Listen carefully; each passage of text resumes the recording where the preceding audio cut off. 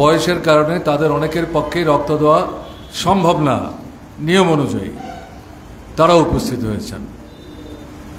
আপনাদের সবাইকে আন্তরিকভাবে প্রীতি, শুভেচ্ছা, অভিনন্দন জানাচ্ছি। যারা রক্ত দেওয়ার জন্য মানসিক প্রস্তুতি নিয়ে এসছেন, আমি জানি না শেষ পর্যন্ত সবার কাছ থেকে রক্ত নেওয়ার মতো শারীরিক অবস্থায় আপনারা এই মুহূর্তে আছেন কিনা, কিন্তু প্রত্যাশা থাকবে যারাই এসছেন মানসিক প্রস্তুতি নিয়ে তারা সবাই শেষ পর্যন্ত রক্ত দিতে পারবেন। তবে ডাক্তারবাবুরা যদি পরীক্ষা করে দেখেন, নানা দিক তারা বিচার বিবেচনা করেন বয়সের সাথে মিলিয়ে, তাতে যদি কাউকে তাদের মনে হয় শারীরিক দিক থেকে এই মুহূর্তে রক্ত দেওয়ার মতো অবস্থায় নেই, তাদের কাছ থেকে হয়তো এই মুহূর্তে রক্ত নাও নিতে পারে। এতে হতাশ হওয়ার কোনো কারণ নেই, মন ভেঙে পড়ার কোনো কারণ নেই। আমি আগাম যেটা বলছি, এরকম যদি হয় তার মধ্যে আমাদের মা বোন যারা, তাদের সংখ্যাটাই বেশি হলেও হতে পারে। তার কতগুলি বাস্তব কারণ আছে, সে বিশ্লেষণে আমি যাচ্ছি না। কিন্তু তারপরেও যে মানসিকতা নিয়ে আপনারা এসছেন তাকে আমি সম্মান জানাই এবং অভিনন্দিত করছি। ডাক্তারবাবু আরও বিস্তৃত পরিসরে বললেই বোধহয় ভালো হতো। ডাক্তারবাবুর কথাগুলো আমাকেই সংক্ষেপে বলতে হচ্ছে। রক্তের কিন্তু কোনো বিকল্প নেই, কিন্তু রক্ত কারখানায় তৈরি হয় না। চন্দ্রলোকে মানুষ যাচ্ছেন, মঙ্গল গ্রহে যাচ্ছেন, আপনারা দেখছেন। 7 দিনের জন্য গিয়েছিলেন, কিন্তু 8 মাস 9 মাস পর ফিরে এসছেন গত 5 দিন 6 দিন আগে। আমি সেই ঘটনার সংক্ষেপে এখানে প্রাসঙ্গিক বলে উল্লেখ করলাম। তাহলে বিজ্ঞানের অগ্রগতি কোথায় গেছে এ থেকে আমরা উপলব্ধি করতে পারছি। কিন্তু এত কিছুর পরেও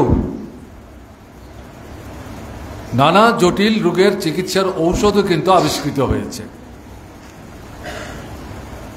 কিন্তু রক্তের যেটা বাদ দিয়ে মানুষ বেঁচে থাকতে পারে না, প্রাণী বেঁচে থাকতে পারে না, তার যখন প্রয়োজন হয়, ডাক্তারবাবু যখন অনুন্নপায় হয়ে শেষ পর্যন্ত রোগীর জন্য 1 বা 2 বোতল রক্তের ব্যবস্থা করার কথা বলেন, সেটা কিন্তু প্রেসক্রিপশন নিয়ে যে কোনো ওষুধের দোকানে আপনি যান, পৃথিবীর যে কোনো দেশে কোনো দোকান থেকে কিন্তু আপনি রক্ত কিনতে পারবেন না। রক্ত একজন মানুষকেই আরেকজন মানুষের যখন রক্তের প্রয়োজন হয়, তার নিজের দেহ থেকে রক্ত দিতে হয়। এর কোনো বিকল্প নেই। কাজে সেদিক থেকে রক্তদানের যে কর্মসূচি, তার যে গুরুত্ব, তার যে তাৎপর্য, তার যে মহত্ব, এটাকে বিস্তৃত পরিসরে বিশ্লেষণ করার প্রয়োজন আছে বলে আপনারা যারা এখানে সমবেত হয়েছেন আমি মনে করি না। একটা সময় পর্যন্ত ভয় ছিল রক্ত দিলে না অসুস্থ হয়ে যেতে হয়। আমরা গরিব মানুষ, শ্রমজীবী মানুষ, ঠিকমতো আয় উপার্জন করতে পারি না, মাছ মাংস দুধ প্রতিদিন খেতে পারি না। রক্ত দিলে পর দুর্বল হয়ে পড়বো, কিন্তু এই খাবার তো খেতে পারবো না, তাহলে তো সমস্যা হয়ে যাবে, আমি তো কাজকর্মই করতে পারবো না। এগুলো ভুল ধারণা, যেটা কমরেড রতন ভৌমিক তার সংক্ষিপ্ত আলোচনায় উল্লেখ করার চেষ্টা করেছেন। এটা ঘটনা। স্বাভাবিক যে খাওয়া দাওয়া আমরা নেই, তাতেই রক্ত দেওয়ার পর আমাদের যে ঘাটতিটা তৈরি হলো একটা নির্দিষ্ট সময়ের ব্যবধানে, প্রাকৃতিক নিয়মেই সেটা পূরণ হয়ে যায়। ডাক্তারবাবুদের ব্যাখ্যা হচ্ছে 3 থেকে 4 মাস পরপর যদি আপনি একবার রক্ত দেন, আপনার শরীরের জন্য মানসিক দিক থেকেও এটা খুব সহায়ক। অসুস্থ হওয়ার তো প্রশ্নই আসে না, কিন্তু এটা খুব সহায়ক। আমার গত 25-30 বছরের অভিজ্ঞতা আমি বলতে পারি, রক্ত দিতে গিয়ে রক্তদান শিবিরে অসুস্থ হয়ে পড়েছেন এরকম 1 থেকে 2 জন বেশি না, এবং বয়সও তাদের কম। এটা আসলে মানসিক দুর্বলতা, ভীতি। শারীরিক দিক থেকে রক্ত দেওয়ার ক্ষেত্রে সেই বন্ধুটি মানে সুস্থ ছিলেন না এরকম ঘটনা কিন্তু ছিল না। তো যাই হোক, ডাক্তারবাবু তার কাছ থেকে রক্তও নিয়েছেন। প্রাথমিকভাবে রক্ত নেওয়ার পর যে খাবার তাকে দিয়েছেন, অতিরিক্ত কিছু খাবার দেওয়ার দরকার নেই। 8 ঘন্টার জায়গায় 45 মিনিট তাকে সেখানে অবস্থান করে একটু সুস্থ হওয়ার জন্য সময় দিয়েছেন। তারপরেই তাকে বলেছেন আপনি চলে যেতে পারেন। আপনি যদি ট্রাক গাড়ি চালাতে পারেন, আগরতলা থেকে যদি ধর্মনগর যেতে চান আপনি এখনই গাড়ি চালিয়ে যেতে পারবেন। মাটি কাটার কাজ করেন তো কিচ্ছু অসুবিধা নেই, গাছ কাটার কাজ করেন তো কিচ্ছু অসুবিধা নেই, কোনো অসুবিধা হবে না, আপনি এগুলি করতে পারেন। কাজেই আমি কথাটা এখানে উল্লেখ করলাম, এগুলো আমার কথা না, এগুলো ডাক্তারবাবুর কথা। আজকে অন্যের প্রয়োজনে আপনার কাছে যখন আবেদন আসলো, আপনি যদি রক্ত দেওয়ার ক্ষেত্রে এগিয়ে না যান, কাল বাদে পরশু যখন আপনার রক্তের প্রয়োজন হবে, আপনার পরিবারের কোনো অসুস্থ রোগী নিয়ে, তার মধ্যে আপনার সন্তান সন্ততিও তো হতে পারে, তার যখন রক্তের প্রয়োজন হবে, তখন আপনি যখন অন্যর কাছে গিয়ে একটু রক্ত দিয়ে সাহায্য করার কথা বলবেন, তার কাছ থেকে সহযোগিতা আপনি কি করে প্রত্যাশা করবেন? কিন্তু যার কাছে আপনি যাবেন সে যখন দেখবেন যে না আপনি এই রক্তের জন্য সাহায্য চাইছেন, এই আপনি নানা সময়ে বিপন্ন মানুষকে আপনার নিজের দেহ থেকে রক্ত দিয়ে সাহায্য করেছেন, এরকম একটা জায়গায় যার কাছে আবেদন করলেন তিনি কিন্তু আপনাকে ফিরিয়ে দিতে পারবে না। এটা মাথায় আমাদের রাখতে হবে। রক্তের কোনো জাত নেই, কোনো ধর্ম নেই, কোনো বর্ণ নেই, কোনো সম্প্রদায় নেই। এটা এরকম একটা কর্মসূচি যা মানুষকে মানবিক বন্ধনে ঐক্যবদ্ধ হতে সাহায্য করে, শান্তি, সুস্থিতি এবং সংহতিকে সুদৃঢ় করতে সাহায্য করে। কাজে এটা একদিকে যেমন অসুস্থ মানুষকে সুস্থ হতে, বেঁচে থাকতে সাহায্য করার দিক, আরেক দিক থেকে সামাজিক যে অবস্থা তার মধ্যে যে নানাভাবে একতা, সংহতি তাকে ভাঙবার চক্রান্ত, ষড়যন্ত্র হচ্ছে, তাকে মোকাবেলা করে মানুষের মধ্যে ঐক্য সংহতিকে সুদৃঢ় করার ক্ষেত্রে এই কর্মসূচিটির একটা যথেষ্ট গুরুত্ব আছে। কাজে সেদিক থেকে এই দুটো দৃষ্টিভঙ্গি নিয়েই রক্তদান শিবিরের আয়োজন ত্রিপুরায় এখন সংগঠিত হচ্ছে। যদিও গত 5-7 বছরে দেখা যাচ্ছে এই অনুষ্ঠানে আগে মানুষ যেমন উৎসবের মেজাজ নিয়ে স্বতঃস্ফূর্তভাবে অংশগ্রহণ করতেন, এখন এই অনুষ্ঠানের আয়োজনও কম হচ্ছে। অনুষ্ঠানের আয়োজন করলেও যুবক যুবতী, তরুণ তরুণীরা সেই উৎসাহ নিয়ে, অনুপ্রেরণা নিয়ে আগের মতো অংশগ্রহণ করবার জন্য এগিয়ে আসছেন না। আমি আমার নিজের অভিজ্ঞতা থেকে বলছি, আগরতলায় আমি 2-3টে জায়গায় দেখেছি রক্তদান শিবিরের আয়োজন হচ্ছেন, ত্রিপুরায় বেড়াতে এসছেন, প্রশাসনিক কাজে এসছেন, হোটেলে আছেন, সেখান থেকে মাইক বাজনা থেকে শুনতে পাচ্ছেন অমুক জায়গায় রক্তদান শিবিরের আয়োজন হচ্ছে। আমি এখানে বিশেষ করে উল্লেখ করব টিজিএ অফিস আগরতলা শহরের মধ্যস্থলে, সেখানে সকালবেলায় রক্তদান শিবিরের আয়োজন হচ্ছে। সেই জায়গায় এক ভদ্রলোক চলে এসছেন, তিনি হোটেলে আছেন, হোটেল থেকে তিনি মাইকের আওয়াজ শুনতে পাচ্ছেন, গান বাজনার পরে রক্তদান শিবিরের আয়োজন হচ্ছে। ডাক্তারবাবু ব্যাখ্যা করে বিশ্লেষণ করছেন রক্তদানের প্রয়োজনীয়তা কি, গুরুত্ব কি, তাৎপর্য কি। এটা শুনে তিনি চলে এসছেন রক্ত দিতে। তার পরিবারের লোকরা, সঙ্গে যারা এসেছিলেন বেড়াতে, তারা তাকে বাধা দেওয়ার চেষ্টা করছেন। আরে আমরা বেড়াতে এসেছি, আপনি এখন চট করে রক্ত দেবেন, দিতে গিয়ে যদি অসুস্থ হয়ে পড়েন তাহলে ফিরে যাব কি করে? তিনি কোনো কথা শুনতে রাজি না। তিনি এসে ডাক্তারবাবুকে অনুরোধ করে উদ্যোক্তা যারা, তাদের মতামত দিয়ে রক্ত দেওয়ার জন্যে তিনি সাহিত্য হয়ে রক্ত দিয়ে গেছেন। এটা আমার চাক্ষুষ করা অভিজ্ঞতা। ঠিক তেমনি অভয়নগরে একটা ক্লাব, তারা রক্তদান শিবিরের আয়োজন করছেন। এরকম মাইক বাজনার মাধ্যমে খবরটা শুনতে পেয়ে তারা ওএনজিসির কন্ট্রাক্টর দক্ষিণ ভারত থেকে এসছেন, ওখানে একটা গেস্ট হাউসে তারা আছেন, সেখান থেকে তারা 2 জন ছুটে এসছেন আমরাও রক্ত দেব। ডাক্তারবাবু জানতে চেয়েছেন আপনারা কোত্থেকে এসছেন, তারা বাংলায় কথা বলতে পারছে না, হিন্দিও ঠিকঠাক মতো করতে পারছে না, বলতে পারছে না, আর ইংরেজি যেটা বলছেন ভাঙা ভাঙা করে ইংরেজি বলছেন, বুঝতে পারছেন। এবং তাদের কাছে জানবার চেষ্টা করেছে আপনারা কি এর আগে রক্ত দিয়েছেন, বলে আমাদের রাজ্যে তো এরকমভাবে রক্ত নেওয়ার অনুষ্ঠান সেভাবে আয়োজনই হয়নি। কিন্তু এখানে আমি যখন শুনলাম রক্ত যে অত্যন্ত গুরুত্বপূর্ণ, এখানে স্বতঃস্ফূর্তভাবে মানুষ রক্ত দেওয়ার জন্য এসছে, খবর পেয়ে আমার রাজ্যে আমি সুযোগ না পেলেও ত্রিপুরায় যখন এসে পেলাম আমি সুযোগটা কেন হাতছাড়া করব, রক্ত দিয়ে গেছে। আমি এটা বলছি, কিন্তু সেই অবস্থাটা ত্রিপুরায় এখন নাই। যাই হোক, এই অফিসে তো রক্তদানের অনুষ্ঠান আয়োজন করতে গিয়ে আক্রান্ত হয়েছে রক্তদাতা দাত্রীরা, উদ্যোক্তারা যারা তারা আক্রান্ত হয়েছেন। পাশে শিক্ষা কর্মচারী বন্ধুদের যে সমন্বয় অফিস, সে অফিস ভাঙচুর হয়েছে, লুটতরাজ হয়েছে। রক্ত দিতে সে আক্রান্ত হয়ে বিধ্বস্ত হয়ে আহত হয়ে রক্ত দিতে না পেরে বাড়িতে চোখের জল ফেলতে ফেলতে ফিরে গেছেন। এরকম একটা পরিস্থিতি এখানে ইদানিং সংগঠিত হতে দেখা যাচ্ছে। তো আমি এখানে যা সুযোগ পেলাম তাতে আমি যেটা বলবো, শুধু রক্ত দিলে হবে না, চক্ষুদান, দেহদান, এই দুটো কর্মসূচিও রক্তদান শিবিরের সাথে যুক্ত হওয়া উচিত। আমরা মারা যাওয়ার পর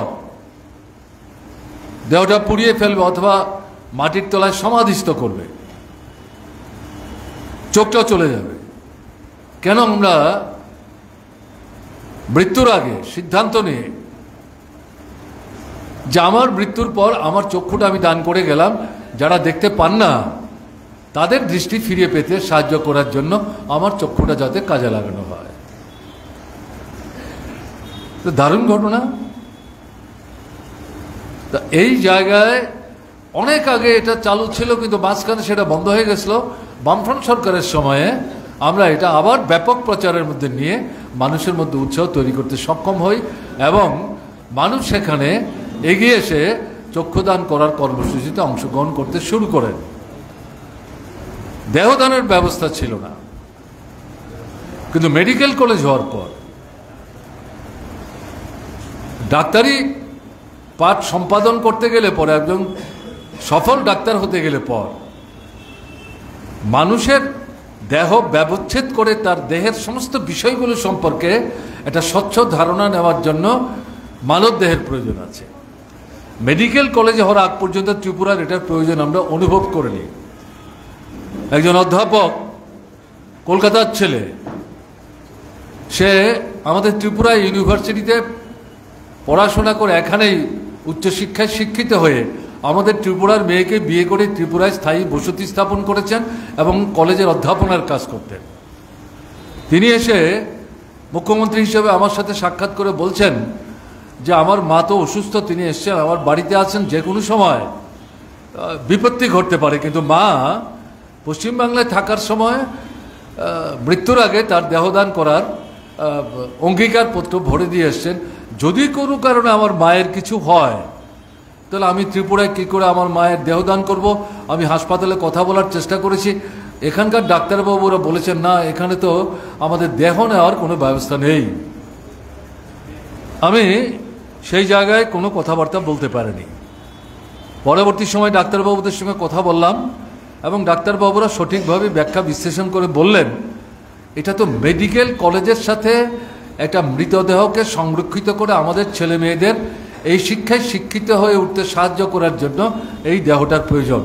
আমাদের এখানে তো মেডিকেল কলেজ নেই, কাজে আমরা এই দেহটা নিয়ে এখানে এটাকে কোথায় সংরক্ষণ করব, কি কাজে আমরা লাগাবো।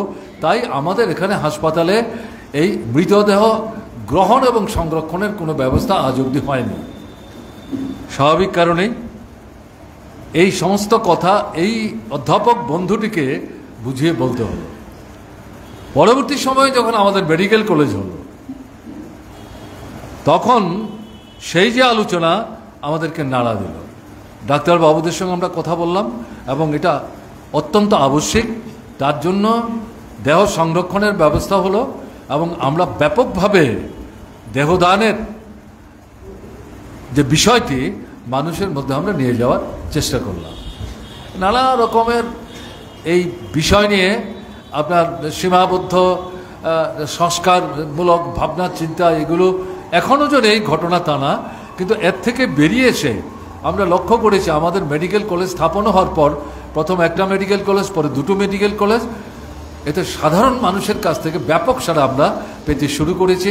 আমাদের যে সরকারি মেডিকেল কলেজের যিনি প্রথম প্রিন্সিপাল হয়েছিলেন তিনি আসামের একজন প্রথিতযশা ডাক্তারবাবু, তিনি একটা এরকম রক্তদান শিবিরে অংশগ্রহণ করতে গিয়ে বলছিলেন যে আমি ডাক্তার হিসাবে ভারতবর্ষের বিভিন্ন রাজ্যে হাসপাতালের সাথে নিজেকে যুক্ত রেখে কাজ করার সুযোগ পেয়েছে এবং মেডিকেল কলেজে আমি কাজ করার সুযোগ পেয়েছি, কিন্তু ছোট্ট রাজ্য ত্রিপুরা দুটো মেডিকেল কলেজ হয়েছে।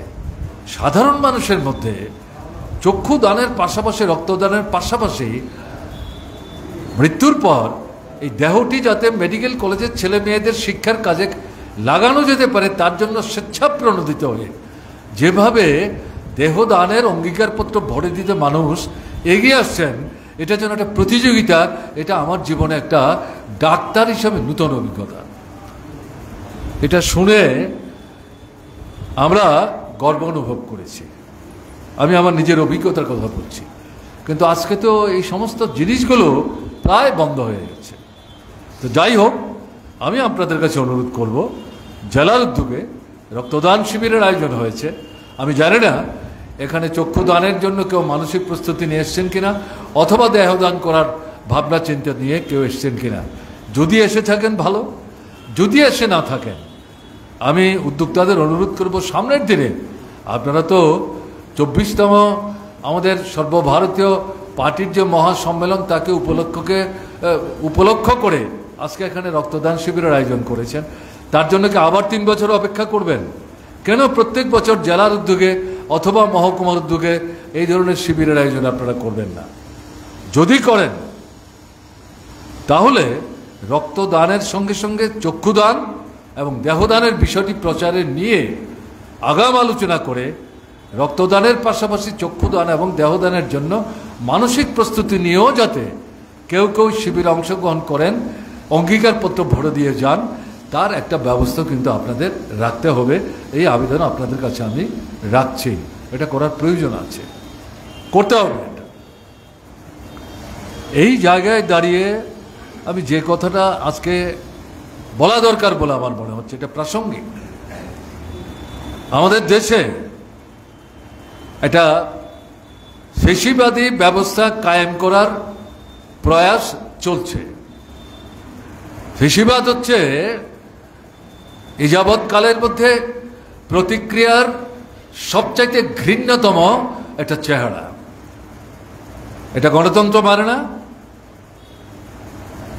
মানুষের স্বাধীন মতামত ব্যক্ত করার অধিকারকে অশ্রদ্ধা করে, মানবিক যে মূল্যবোধ, মানুষ হিসেবে মানুষের প্রতি যে মায়া মমতা দরদ, সামাজিক যে দায়বদ্ধতা, এই ফেসিবাদী ভাবনা চিন্তার ধারক বাহক যারা, তারা সবাই এই সমস্ত কিছুর ঊর্ধ্বে। আপনারা তার একটা ঘৃণ্য চেহারা দেখছি প্যালেস্তাইনে। গত 1 বছরের বেশি সেখানে ইসরায়েলকে সামনে রেখে আমেরিকা যুক্তরাষ্ট্র একটা যুদ্ধ চালাচ্ছে, একটা জাতিকে, একটা সম্প্রদায়কে, একটা ধর্মের অনুসারী হাজার হাজার মানুষকে নিশ্চিহ্ন করে দেওয়ার জন্যে অবর্ণনীয় আক্রমণ সেখানে সংঘটিত করছে। এবং এই আক্রমণে শিশুরা সবচেয়ে বেশি মারা যাচ্ছে, মহিলারা সবচেয়ে বেশি মারা যাচ্ছে। সারা পৃথিবী এই যুদ্ধ বন্ধ করবার জন্য দাবি তুলছে। ইউনাইটেড নেশনস অর্গানাইজেশন সেখান থেকে দাবি উঠছে। এই পরিস্থিতিতে কিছুদিন আগে এই যুদ্ধটা স্থগিত রেখে সেখানে যারা যুদ্ধবন্দী তাদেরকে মুক্ত করে তাদের নিজের জন্মস্থান বাসস্থান সেখানে যাতে ফিরে গিয়ে শান্তিপূর্ণভাবে আবার নতুন করে জীবনযাত্রা শুরু করতে পারেন, তার একটা ব্যবস্থা হয়েছিল।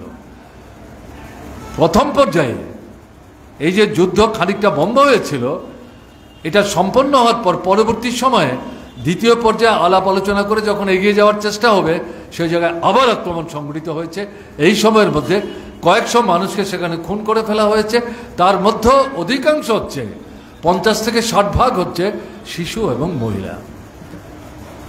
এই যে ঘটনাবলী একটা রাষ্ট্রকে ধ্বংস করে দিয়ে, একটা সম্প্রদায়, একটা ধর্মকে বিশ্বাস করে এরকম অংশের মানুষ যারা, তাদেরকে ধ্বংস করে ফেলে এখানে মার্কিন সাম্রাজ্যবাদ তাদের ভাবনা চিন্তা নিয়ে এই গোটা এলাকাটার মধ্যে এটা একটা গুরুত্বপূর্ণ স্থান, এখানটা দখল করে এই পার্শ্ববর্তী এলাকায় মাটির তলায়, মাটির উপর যে গুরুত্বপূর্ণ মূল্যবান প্রাকৃতিক সম্পদ, সেই সম্পদের উপর তাদের অধিকার প্রতিষ্ঠা করবার জন্য এই অমানবিক দৃষ্টিভঙ্গি নিয়ে তারা এগিয়ে যাওয়ার চেষ্টা করছে। এটাই তো ফ্যাসিবাদ।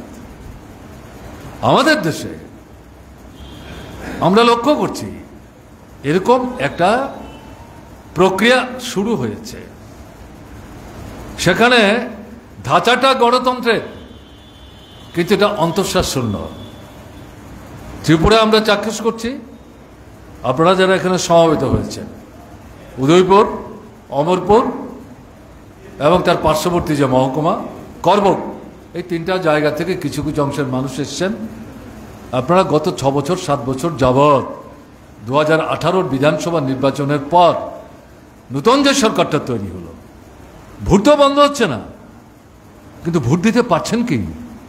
পঞ্চায়েতে ভোট দিতে পারছেন, নগরের ভোটে ভোট দিতে পারছেন, এডিসির ভোটে ভোট দিতে পারছেন, বিধানসভার ভোটে ভোট দিতে পারছেন, লোকসভার ভোটে ভোট দিতে পারছেন। ভোট কিন্তু হচ্ছে, আপনি ভোট দিতে পারছেন না। এটাই বলছি, ধাঁচাটা গণতন্ত্রের, কিন্তু ভেতরটা অন্তঃশ্বাস শূন্য। সংসদীয় ব্যবস্থা, আমাদের দেশের যে সংবিধান, তার যে মূল মর্মবস্তু, তার মধ্যে অন্যতম বিষয় হচ্ছে গণতন্ত্র। এবং এই গণতন্ত্রকে ভিত্তি করে সংসদে, এটা বিধানসভায় হোক লোকসভায় হোক, শাসক এবং বিরোধী দল তারা তর্ক করবেন, বিতর্ক করবেন। শাসক দল তাদের অবস্থান থেকে কথা বলবে, বিরোধী দল তাদের অবস্থান থেকে জনগণের স্বার্থে মানুষের জীবনের সমস্যা বিষয়গুলি তুলে ধরে এগুলো সমাধানের জন্য বিকল্প কি পন্থা প্রকরণ নেওয়া দরকার, সরকার যেগুলো নিচ্ছে না তার দৃষ্টি আকর্ষণ করে সেই বিষয়গুলি কার্যকরী করার জন্য দাবি তুলবেন। এটা গুরুত্বপূর্ণ, শুধু ভোট হলে হবে না। এখন যেটা দেখা যাচ্ছে, কেন্দ্রে আমাদের যে সংসদ আছে, এটা কি লোকসভা কি রাজ্যসভা, বিরোধীদের কথাই বলতে দেওয়া হচ্ছে না। এটা আগরতলায় দাঁড়িয়ে বা উদয়পুরে দাঁড়িয়ে আমরা কল্পিতভাবে কথাগুলো বলছি, ঘটনা তা না। গত 3 দিন 4 দিন যাবৎ পার্লামেন্টে এখন যিনি বিরোধী দলের নেতা, কংগ্রেস দলের নেতা, তিনি কি বলছেন যে আমি বিরোধী দলের নেতা। প্রধানমন্ত্রীর পার্লামেন্টের মধ্যে কথা বলার যে অধিকার, বিরোধী দলের স্বীকৃত নেতা হিসাবে আমার তো সেই কথা বলার অধিকার আছে, কিন্তু আমাকে তো কথাই বলতে দিচ্ছে না।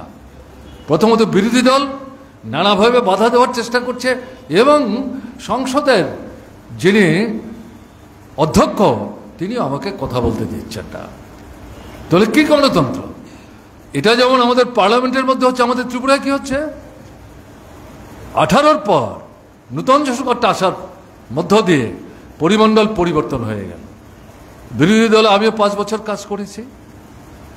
প্রথম দিকে 6 মাস 7 মাস একটা দুটা অধিবেশনে কিছু কিছু কথাবার্তা বলা গেছে, যেই মাত্র তোমাদের প্রতিশ্রুতি তোমরা কার্যকরী করছো না, তো বলেছ একটা, করছো আর একটা, মানুষের কথা বলার অধিকার হরণ করে নিচ্ছ, আক্রমণ কেন্দ্রীভূত হচ্ছে, একদলীয় স্বৈরশাসন কায়েম করার চেষ্টা করছো, খুন খারাপি বাড়ছে, অগ্নিসংযোগ বাড়ছে, মানুষের জীবনযাত্রা নির্বাহের জন্য তার যে মাধ্যমকে ভিত্তি করে সে বেঁচে পড়তে থাকবার চেষ্টা করছে, সেগুলোর উপর তোমরা আক্রমণ সংগঠিত করছো। অমানবিক ঘটনা। এই কথা যখন ধীরে ধীরে বিরোধী দলের তরফ থেকে আমরা তুলবার চেষ্টা করছি, তখনই দেখা গেল সেখানে আমাদের কণ্ঠ রোধ করবার প্রচেষ্টা শুরু হয়েছে। এবং এটা যেতে যেতে বর্তমান সময়ে এই 7 বছরের মাথায় দেখা যাচ্ছে বাইরের জনজীবনের সমস্যা ভেতরে নিয়ে গিয়ে বিরোধী দলের পক্ষ থেকে জনকণ্ঠে সোচ্চারিত হওয়ার যে প্রয়াস হচ্ছে, এটাকে অবদমিত করবার জন্য জাত ধর্ম বর্ণ সম্প্রদায়ের কথা বলে বিরোধী দলের নেতা থেকে শুরু করে সদস্যদের সেখানে কণ্ঠ রুদ্ধ করবার চেষ্টা করছে। তাহলে কি দাঁড়ালো? ভোট তো দিতেই পারছেন না, তারপরেও যারা লড়াই টড়াই করে সেখানে যাচ্ছেন, তারা আপনার জীবনের সমস্যার সমাধানের বিষয়গুলো বিধানসভায় তুলে, বাজেট অধিবেশন চলছে, বাজেটের মধ্যেই তো বিষয়গুলো অন্তর্ভুক্ত থাকার কথা, তার মধ্যে এগুলো নেই। এগুলো নিয়ে যখন কথা বলার চেষ্টা করছে, তখন ধর্মের কথা, বর্ণের কথা, সম্প্রদায়ের কথা বলে এটা ভাবাবেগ তৈরি করে বিরোধী দলের যারা বক্তা, নেতা সহ তাদের কণ্ঠস্তব্ধ করে দেওয়ার চেষ্টা করছে। তো অভাবনীয় ঘটনা চলছে। রক্তদান শিবির আক্রান্ত হচ্ছে, চক্ষুদান শিবির আক্রান্ত হচ্ছে, দেহদান শিবির আক্রান্ত হচ্ছে। মানবিক যে মূল্যবোধ, এটা ধ্বংস হয়ে গেছে। বিপন্ন মানুষ, তাদের পাশে দাঁড়াবার দায়িত্ব হচ্ছে সরকারের, শাসক দলের। কোথায় তারা? হাসপাতালে ডাক্তারের অভাব, নার্সের অভাব, স্বাস্থ্যকর্মীর অভাব, ঔষধ নাই। একটা ছোটোখাটো অপারেশন হলে পরে সুই, সুতা, গজ, ব্যান্ডেজ এগুলো রুগীকে কিনে দিতে হয়। গ্রামের ডাক্তার হাসপাতালে রুগীকে ভর্তি করতে চায় না, খাবার দেওয়ার পয়সা নাই, তাকে বলছে আগরতলায় চলে যাও। কি করে যাব? অ্যাম্বুলেন্স আছে, নিয়ে যাও। কিন্তু অ্যাম্বুলেন্সের পেট্রোল ডিজেল তোমাদের কিনতে হবে, আমাদের কাছে পয়সা নেই। এটা কি চলছে? কোন রাজত্বের মধ্যে আমরা আছি? এই যে অরাজকতা, এবং তার সঙ্গে কি হচ্ছে, হিন্দু মুসলমান এই উভয় অংশের মধ্যে বিরোধ তৈরি করবার জন্য ধর্মকে ভিত্তি করে আরএসএস, বিশ্ব হিন্দু পরিষদ, বজরং দল, তারা ত্রিপুরা রাজ্যের বিভিন্ন জায়গায় মিশ্রিত জনবসতির এলাকায় বিশেষ করে সংখ্যালঘু মুসলিমদেরকে টার্গেট করে আক্রমণ সংগঠিত করার চেষ্টা করছে। অপরদিকে তীব্রমথা উপজাতি অনুপজাতি উভয়ের যে গণতান্ত্রিক মেলবন্ধনের মধ্য দিয়ে আমাদের ত্রিপুরায় কংগ্রেসের দুঃশাসন প্রথম 30-32 বছরের, তাকে পরাস্ত করে, জরুরি অবস্থাকে মোকাবেলা করে, বামপন্থী ফ্রন্ট তৈরি করে, বামফ্রন্ট সরকার প্রতিষ্ঠার মধ্য দিয়ে ত্রিপুরায় নূতন ধারায় উন্নয়নমূলক কর্মসূচির মধ্য দিয়ে মানুষের জীবনের মৌলিক সমস্যা ধীরে ধীরে সমাধানের মধ্য দিয়ে মানুষের জীবনযাত্রার মান উন্নত করার চেষ্টা করছিল। সেই যে বামফ্রন্ট, সেই বামফ্রন্ট গড়ে ওঠার পেছনে যে অন্যতম মূল ভিত্তি উপজাতি অনুপজাতির একতা, সেই উপজাতি অনুপজাতির একতাকে ভাঙবার জন্য তীব্রমথা যারা 2023-এর বিধানসভা নির্বাচনে ছলা কৌশলের মাধ্যমে বাহ্যিকভাবে বিজেপির বিরুদ্ধে মানুষের মধ্যে যে ক্ষোভ, তার সুযোগ নিয়ে তারা উপজাতিদের একটা বড় অংশকে বিভ্রান্ত করে এরা যাতে কোনো মতেই বিজেপিকে ভোট দেবে না জানে, বামফ্রন্ট মার্ক্সবাদী কমিউনিস্ট পার্টিকে যাতে ভোট না দেয়, তাদেরকে বড় অংশটাকে তাদের দিকে নিয়ে যাওয়ার চেষ্টা করে 13টা আসন দখল করে 19 ভাগ ভোট জোগাড় করে এবং বিজেপি সরকারটাকে টিকে থাকতে সাহায্য করেছে।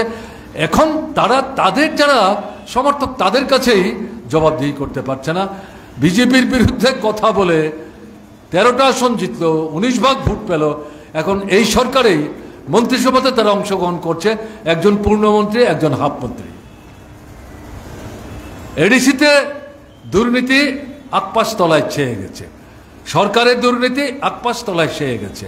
দুর্নীতি এবং সরকার, দুর্নীতি এবং এডিসি সমার্থক হয়ে গেছে। এই পরিস্থিতিতে বিজেপি যেমন হিন্দু মুসলমানের মধ্যে বিরোধ বাঁধাবার চেষ্টা করছে, আপনাদের উদয়পুরে এখানে এই ধরনের একাধিক ষড়যন্ত্র তারা সংগঠিত করার চেষ্টা করেছে, কিন্তু মানুষ ঐক্যবদ্ধভাবে রুখে দাঁড়িয়ে তাকে মোকাবেলা করার চেষ্টা করেছে। বিশালগড়ে, সদরে, ধর্মনগরে, এই সমস্ত এলাকাগুলোতে, পানিসাগরে, কুমারঘাটে, এই সমস্ত এলাকাগুলোতে তারা এই জিনিসগুলো অহরহ করবার চেষ্টা করছে। আর অপরদিকে তীব্রমথা ট্রাইবেল এবং বাঙালির মধ্যে বিরোধ বাঁধাবার চেষ্টা করছে এবং স্লোগানটা কি, 14 লক্ষ ট্রাইবেল এক হও, আমাদের জীবন সমস্যার সমাধানের জন্য আর কেউ কিছু করেনি, আমরাই করব, কাজে আমাদের পতাকা তোলে তোমরা সমবেত হও। আরে তোমরা 1300 বছর যাবৎ শাসন করেছ, শতাধিক উপজাতি রাজা ত্রিপুরা শাসন করেছে, রাস্তাঘাট, জল, কল, স্কুল, হাসপাতাল, বিদ্যুৎ সেট কিছুই তো উপজাতি রাজা করেনি। সেই সময়ে জনশিক্ষা সমিতির উদ্যোগে নিরক্ষরতার অন্ধকার থেকে জনগণকে মুক্ত করবার জন্য যখন জনশিক্ষা সমিতি গঠিত হলো, তখন তো অনুপজাতি অংশের মানুষ ত্রিপুরায় খুব বেশি না, উপজাতিরাই সংখ্যায় বেশি। সেই সময়ে উপজাতিরা যাতে শিক্ষার মানে তারা আলোকিত হতে না পারে, ঐক্যবদ্ধ হয়ে তার মধ্যে বিভাজন তৈরি করবার জন্য বীর বিক্রম কিশোর মানিক্য বাহাদুরই তো প্রথম ষড়যন্ত্র করে বিভাজন তৈরি করার চেষ্টা করেছেন। পরবর্তী সময় পর্যায়ক্রমে যখন অনুপজাতি অংশের মানুষের সংখ্যা বাড়তে শুরু করলো, ভারতবর্ষ ভাগ হলো, নূতন দুটো দেশ হলো, তৎকালীন পূর্ব পাকিস্তান থেকে পরিস্থিতির কারণে সেখানে অনুপজাতি অংশের বাঙালি অংশের মানুষ যারা হিন্দু বাঙালি তারা আসতে শুরু করলেন। এখানে উপজাতিরা সংখ্যালঘুতে পরিণত হলেন, অনুপজাতিরা সংখ্যাগুরুতে পরিণত হলেন। কংগ্রেস সেখানে বিরোধ তৈরি করলেন যে কমিউনিস্টরা হচ্ছে উপজাতিদের দল আর কংগ্রেস হচ্ছে বাঙালিদের দল। তারাই কিন্তু এই বিষবৃক্ষটা ত্রিপুরায় রোপণ করলেন এবং সেখান থেকে পরবর্তী সময়ে টিউজেস তৈরি হলো। সেই টিউজেস এখন প্রায় ধ্বংস, এখানটাতে তীব্রামথা তৈরি হচ্ছে সেই দৃষ্টিভঙ্গি নিয়ে। আগে যেমন টিউজেস কংগ্রেসের সঙ্গে মিলে, এখন তীব্রামথা বিজেপির সঙ্গে মিলে এদেরকে ক্ষমতাচ্যুত করার, কুণ্ঠাসা করার গণতান্ত্রিক শক্তির যে সমস্ত প্রচেষ্টা, এই প্রচেষ্টাকে প্রতিহত করার জন্য তারা মানুষের মধ্যে বিভাজন তৈরি করার চেষ্টা করছে। এই যে পন্থা প্রকরণ, এই পন্থা প্রকরণ এটা নতুন কায়দায় যে ফেসিবাদী দৃষ্টিভঙ্গি নিয়ে ভারতবর্ষের পরিমণ্ডল এবং ত্রিপুরার পরিমণ্ডলকে ধ্বংস করার চেষ্টা করছে এবং ত্রিপুরাকে ল্যাবরেটরি হিসেবে আগামী দিনে গোটা ভারতবর্ষে বিজেপি আপনার এই আরএসএসের নিয়ন্ত্রণে থেকে যেই ধরনের পরিমণ্ডল তৈরি করতে চাইছে তাকে পরীক্ষাগার হিসেবে ব্যবহার করার চেষ্টা করছে। ত্রিপুরাতে তারা এই সমস্ত দুঃস্বপ্নগুলি সংগঠিত করার চেষ্টা করছে। তাই আপনাদের কাছে যেটা বলতে চাইছি, রক্তদান যে কর্মসূচি, চক্ষুদানের যে কর্মসূচি, দেহদানের যে কর্মসূচি, এই কর্মসূচি একদিকে যেমন মানব কল্যাণকর, মানবিক মূল্যবোধের নিদর্শন, আরেকদিকে এই যে ফেসিবাদের দৃষ্টিভঙ্গি নিয়ে মানবিক মূল্যবোধকে ধ্বংস করে, ভারতবর্ষের গণতান্ত্রিক পরিমণ্ডলকে ধ্বংস করে, একদলীয় স্বৈরশাসন কায়েম করে, গরিব মানুষের বুকের উপর দিয়ে অত্যাচারের স্টিম রোলার চালিয়ে অল্প সংখ্যক দেশি বিদেশি যে পুঁজি তাদের স্বার্থ রক্ষা করবার জন্য একটা নয়া পরিমণ্ডল তৈরি করার চেষ্টা করছে। তার বিরুদ্ধে যে লড়াই, এই লড়াই থেকে কিন্তু আপনার এই যে মানব কল্যাণকর দৃষ্টিভঙ্গি নিয়ে আপনারা যে কাজটা করার চেষ্টা করছেন তাকে আলাদা করে দেখবার কিন্তু সুযোগ নেই। তাই যদিও এরকম সভার আয়োজন করার কোনো ব্যবস্থা থাকবে এটা আমার ধারণার মধ্যে ছিল না, কিন্তু যেহেতু আয়োজিত হয়েছে আমাকে বলবার সুযোগ দেওয়া হলো, আমার মনে হয়েছে যে এখানে এই প্রাসঙ্গিক বিষয় আপনাদের সামনে তুলে ধরা দরকার। তাই আপনাদের কাছে আমি আবেদন রাখলাম যে এই দুটো বিষয়কে পাশাপাশি রেখে আজকে যে দেশের পরিস্থিতি, আমাদের রাজ্যের যে পরিস্থিতি, এই পরিস্থিতিতে এই ফেসিবাদী যে প্রচেষ্টা তাকে প্রতিহত করতে হবে। এটা সর্বনাশের দিকে দেশ এবং ত্রিপুরাকে নিয়ে যাওয়ার চেষ্টা করছে। একে প্রতিহত করতে না পারলে সর্বনাশ হয়ে যাবে আমাদের। তাই এরকম জায়গায় দাঁড়িয়ে আমাদেরকে মানুষকে একটা ব্যাপকতর বৃহত্তর ঐক্যমঞ্চে সংগঠিত করে এই অশুভ যে প্রয়াস তাকে প্রতিহত করার জন্য আমাদের কিন্তু আগামী দিনে শক্তিশালী আন্দোলন গড়ে তোলার শপথ নিয়ে অগ্রসর হতে হবে।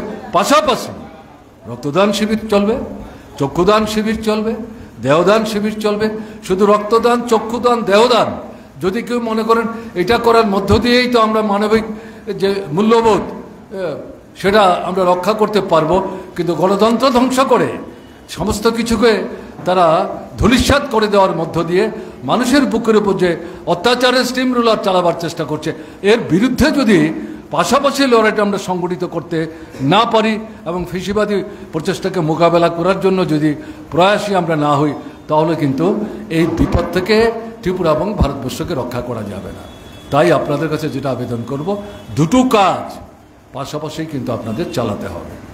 এই আবেদন আপনাদের কাছে রেখে আজকে উদয়পুরে এই জেলার উদ্যোগে যে রক্তদান শিবিরের আয়োজন হয়েছে তার সার্বিক সাফল্য কামনা করে, যারা রক্ত দেওয়ার জন্য মানসিক প্রস্তুতি নিয়ে এসছেন তাদের সুস্বাস্থ্য কামনা করে আগাম অভিনন্দন জানিয়ে আমি আমার কথা বলা শেষ করছি। ভালো থাকবেন, আমার নমস্কার নেবেন।